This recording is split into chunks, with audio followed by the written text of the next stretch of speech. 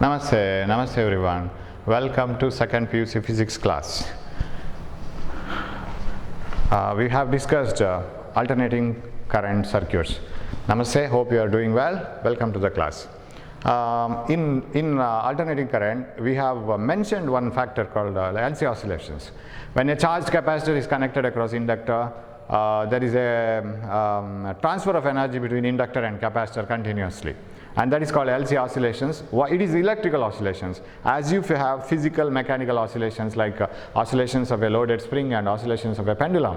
When the pendulum is put aside, and it will have full potential energy. By the time it reaches here, it will have full kinetic energy. Again full potential, kinetic, potential, kinetic. So the energy keeps on oscillating between one potential and another kinetic. So this that is why it is called oscillation. And how many times the energy is transferred from kinetic to potential, kinetic to potential, potential to kinetic, kinetic to potential, like this. And that is the frequency, right? Number of oscillations made in 1 second. And the same type of oscillations are found in electrical circuits also. That is called LC oscillations, right? You take one capacitor, completely charge it. So suppose a capacitor which is completely charged, connected to a battery, and all these things we have discussed in one of the class, but I have mentioned only the formulas. Now we will discuss it. As far as theory exam is concerned, this derivation won't be asked, but you better know it if you are interested. Okay, so when the capacitor is charged completely, this battery, battery will start removing electrons from this plate, and those electrons will be thrown away to the other plate. Battery will do work in charging the capacitor. So this plate gets positively charged and this plate gets negatively charged. And as the capacitor charges, the flow of electrons is not a uniform one. Initially the capacitor's plates will, one of the plate will lose electrons and other electrons will go to the other plate very quickly. So the flow of electrons, activity of electrons in the circuit is very high and current is very high. As the time passes, the flow of electrons slows down. The number of electrons flowing from one plate to another plate per second goes on decreasing. That means current decreases. At one fine moment, once the capacitor is completely charged, the battery will not find it easy, or it will find it extremely difficult to send the electrons from one plate to another. Flow of current stops. Now we say that the capacitor is completely charged. Now the case is whether these electrons have a chance of coming back to their original plate. Of course they will be trying their level best to come back. They can't come through the capacitor because capacitor is an arrangement where there are two metal plates, but in between you have an insulator, that is a dielectric medium. They can't come through the dielectric medium. Will they come back through this path? No, battery won't allow it. Battery itself has done work in sending the charges from one plate to another. Then how come battery will allow them to come back again? Never. So is there any other chance? You have to give a path now. If you give some other path, electrons are ready to come back and neutralize each other, neutralize both the plates. But who will give that? We will give a chance. Then let us see what happens to the energy stored in the capacitor. So that's what we are doing here. So we are connecting a capacitor, completely charged capacitor across, so like this, across an inductor coil, right, like this. So when a capacitor is connected across an inductor coil, see here. Originally the capacitor was completely charged, it was having maximum charge like this, and that charge will start leaking out. So that means that the electrons will start moving back to their original place, to the inductor. So inductor will give you a path for the charges to flow. Okay, I'm not satisfied with the inductor, it doesn't look nice. So now this coil is better. So as the electrons flow through the inductor, the flow of electrons will be like this back, and current will be like this. So this will get positive, this will get negative. The flow of electrons, again, when the capacitor gets discharged, the flow of electrons is not uniform. Initially the flow will be more, and later the flow becomes lesser and lesser. That means the current in the circuit is a variable current, and that variable current produces a variable magnetic field across the coil. That change in the flux across the coil induces an EMF in itself, and that is self-induction. So induced EMF appears across this. The complete charge, the complete voltage which was across the capacitor has been now transferred to the inductor. That means energy is transferred. Before discharging, that means once the capacitor is completely charged, you know that the charge across the capacitor is Q square by 2C. Of course, I will call it as Qm square. where Qm is the maximum charge across the plates, plus Qm minus Qm. Now the energy stored in the inductor is 0. But as soon as the capacitor is connected to the inductor, electrons have got a path and they will start moving from one plate to another. As they move from one plate to another, there is a variable current. That current induces an EMF. Once all the charges flow, maximum EMF is induced across a L. There is a high current flowing through the L, and energy stored in the inductor is half L Im square, where Im is the maximum current through the inductor. Right? So energy is completely transferred. Now a maximum EMF appears across the inductor. Now this capacitor has no voltage, so energy has been transferred to the inductor. Now if you ask the capacitor, what has happened to you? Sir, I have lost all the energy. Now where are you now? Capacitor says, sir, I have been connected across an inductor. What about inductor? Sir, inductor is having a full EMF. So can't you charge again? Because capacitor feels as if there is a battery connected across it, because all the EMF is across the inductor now. Inductor is acting like a battery. So you are supplying a voltage across the capacitor. So capacitor can charge now. Capacitor finds it very happy, and capacitor feels very happy. Oh, there is a potential difference across my terminals, so I can charge myself. So capacitor starts charging, but in the reverse direction. Current starts flowing in the reverse direction. So the upper plate gets negatively charged and the lower plate gets positively charged. It is as if you are just driving the pendulum to that side and giving the maximum amplitude, and now the full potential energy gets converted into kinetic. Again full potential, it goes back. So capacitor again starts charging, but it is going to the other side, so it starts charging and storing energy in the other direction. Electric field inside the capacitor will be reversed, but somehow energy is again transferred to this. Once the capacitor completely charges, again it discharges to the inductor, and inductor gains the energy. So this energy, both these energies are equal, half Lim square and Qm square by 2c. Both are the same. Highest potential energy magnitude wise, highest kinetic energy magnitude wise, they are same. Their numerical values are same. So energy is transferred between the two. Right. Now the question is, this is electrical oscillations, so they are called LC oscillations, since you are using inductor and capacitor. So they are called LC oscillations, and this is called LC oscillator. And with what frequency the energy is transferred between the two, that is what is needed. In what frequency, the number of oscillations made by the loaded spring or pendulum in 1 second is called frequency, isn't it? Now what is that number of oscillations? How many times the energy gets transferred from kinetic to potential, potential to kinetic?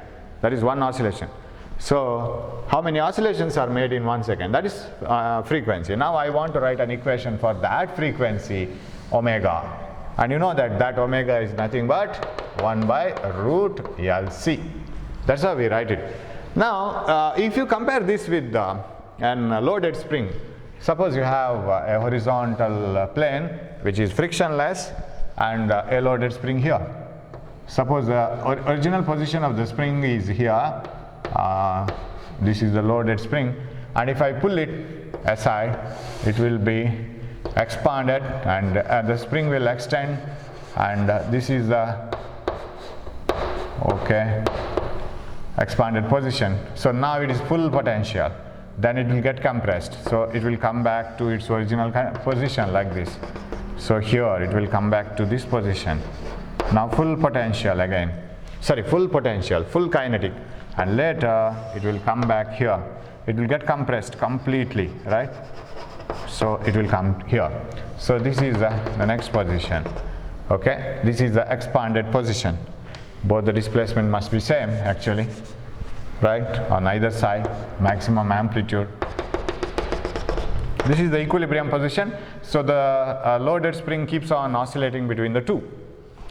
Full potential, kinetic, full potential. This is reverse potential. This is one potential. So in the other direction. Okay, now if you want to write the equation for this, you have written studied this. Always in a simple harmonic motion, acceleration of the particle must be directly proportional to displacement. That's what we write. So it will be like this. See, suppose the displacement, I will call this as the displacement x. Then it can be written as this x is equal to a cos omega t is the equation which represents the SHM. It is sinusoidal or according to the cos theta equation. Now, what is the velocity of the particle? Velocity of the load attached to the spring. You know that it will have different velocities at different instant. Then dx by dt, that is d by dt of this, minus a omega sin omega t, because differentiation of cos omega t is minus sin omega t, and then omega, differentiation of omega t. What is the acceleration of the particle? It is dv by dt. dv by dt should have written somewhere else, because I am going to write something else here later.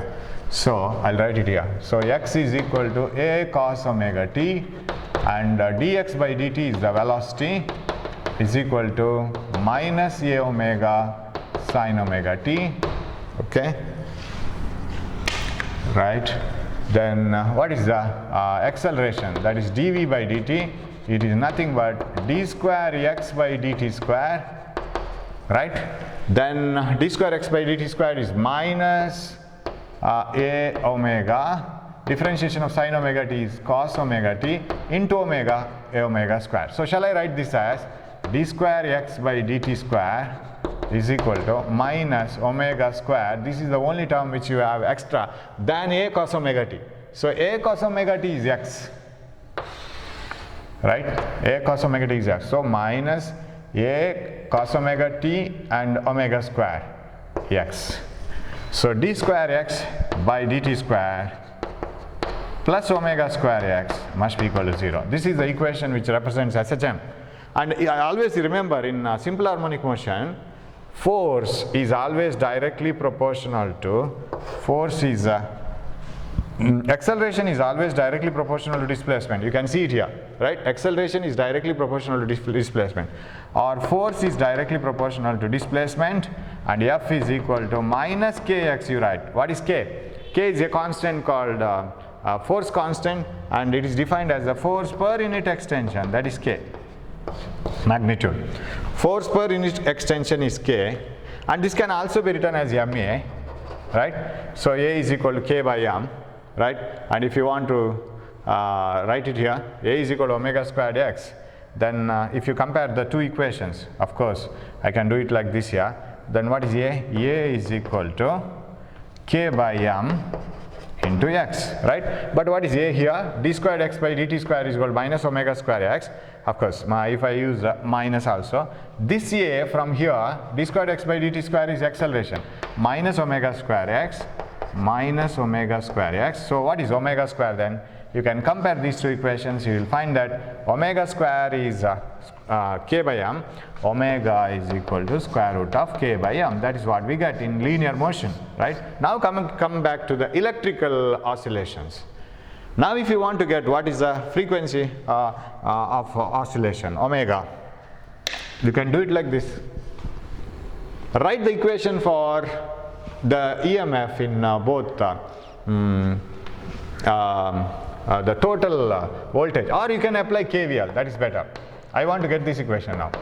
Applying KVL, what do you get? Voltage across the capacitor plus voltage across the inductor must be equal to 0. What is the voltage across the capacitor? Q by C at any moment. What is the voltage across the inductor? Minus L di by dt must be equal to 0. Am I right? Let the charge stored in the capacitor, because as the capacitor gets charged after getting the voltage from inductor, capacitor starts charging. As the capacitor charges, initially the charging will be faster, later on it will become slower and slower. If it is so, then let Q is equal to Qm sin omega t or Qm cos omega t be the way in which the charge stored in the capacitor keeps on changing. The charge stored in the across the capacitor or in the plates of the capacitor changes according to the equation Q equal to Qm cos omega t, as if this is oscillating according to the equation x equal to A cos omega t. Qm is the maximum charge stored in the capacitor. Then what is I is equal to rate of change of current. Rate of flow of charges is called current. Q is equal to I is equal to dq by dt. What is d by dt of Qm cos omega t? Minus Qm omega sin omega t, right? What is d squared Q by dt squared? That is di by dt. Differentiation of I, because I want it here. Di by dt is equal to Okay, di by dt is equal to d square q by dt square. Then di by dt is equal to d square q by dt square. That is equal to minus qm omega. Differentiation of sin omega t is cos omega t into omega, so omega square. You get the same thing here. So what is d square q by dt square or di by dt? That is equal to, shall I write it as q is equal to qm sin omega t, qm cos omega t. So what I get? Qm cos omega t can be written as minus q omega square, or omega square q is equal to d square q by dt square, d square q by dt square. That is di by dt. Okay, now you can compare this equation with this one, di by dt plus d squared q by dt square is equal to minus q omega square, or you can compare it with this equation, d square x by dt square, or okay, you can write it like this, d square q by dt square, d square q by dt square plus omega square q must be equal to 0, right? So it appears in this form, right? D square x by dt square omega square q is equal to 0. Now here what I will do is, I will bring L common, multiply and divide by L. What you will get? L common, q by LC minus di by dt, or di by dt can be written as d square q by dt square equal to 0. Bring this L here, 0 by L, that is 0. Q by LC minus d square q by dt square, right? D square q by dt square. Yes, d squared q by dt square